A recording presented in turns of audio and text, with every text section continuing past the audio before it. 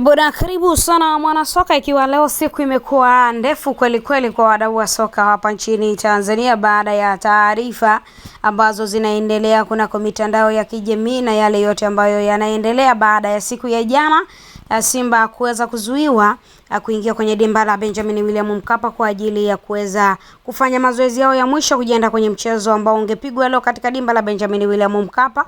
Na baada ya pale ikatoka statement bwana kwamba wao kwa sababu ya vile ambavyo vimetokea pale, cha kwanza wamehuzunishwa, lakini pia hawata shiriki mchezo wa hii leo. Lakini asubuhi wakati tunaelekea kwenda kwenye majira yale ya mchana, wananchi wakatoa statement yao kwamba mchezo wao dhidi ya wekundu wa Msimbazi Simba uko pale pale, hakuna ambacho kimebadilika kwenye mchezo huo, na mambo yakaendelea kuwa makubwa na mazuri na matamu zaidi pale ambako bodi ya ligi kuu imetoa statement yao rasmi kama wasimamizi wa ligi kuu soka Tanzania bara na kusema ya kwamba mchezo huo umeahirishwa na kupangiwa siku nyingine, kwa maana utachezwa siku nyingine na utapangiwa tarehe na siku ambayo utafanyika mchezo huo.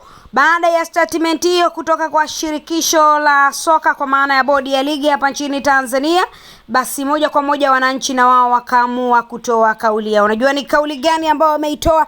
Tumsikie meneja huyu hapa akizungumza. Wasiharibu mechi, waje wacheze. Kama Mwenyezi Mungu atakuwa upande wao watapata alama 3, lakini kama Mwenyezi Mungu atakuwa upande wetu sisi tutapata alama 3, na msimamo wetu sisi ni ule ule, hauwezi kubadilika. Mechi ipo leo na taratibu zote zimeshafuatwa kwa ajili ya kucheza mpira leo.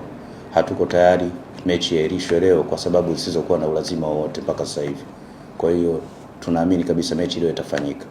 Na sisi vile vile msimamo wetu unaeleza vile vile kama ilivyokuwa kwenye taarifa yetu ya club. Hatuko tayari kucheza siku nyingine tena zaidi ya kucheza mpira leo wa timu zote mbili, upande wa Yanga na upande wa Simba. Kwa hiyo kilichotokea jana mimi siwezi kukifahamu nini kilichosababisha. Lakini ila kiuhalisia tu kama nilivyosema hapo awali, sisi wenyewe raundi ya kwanza tukuweza kupeleka timu kufanya mazoezi pale uwanjani. Lakini sikuona sababu ya msingi ya wao wenyewe nao kwenda kufanya mazoezi. Kufanya nini wakati uwanja tunaufahamu wote?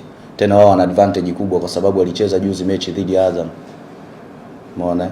Lakini sisi hatukuwahi kutumia uwanja zaidi ya mechi iliyopita ya MC Alger. Kwa kilichopo mimi ni waombe tu wasihujumu mechi. Bwana, meneja wa klabu ya wananchi huyu hapo akizungumza bwana namna ambavyo msimamo wa klabu ulivyo mpaka hivi sasa. Kwa habari na matukio mbalimbali tukiendelea kukuletea update zote, baki hapo hapo.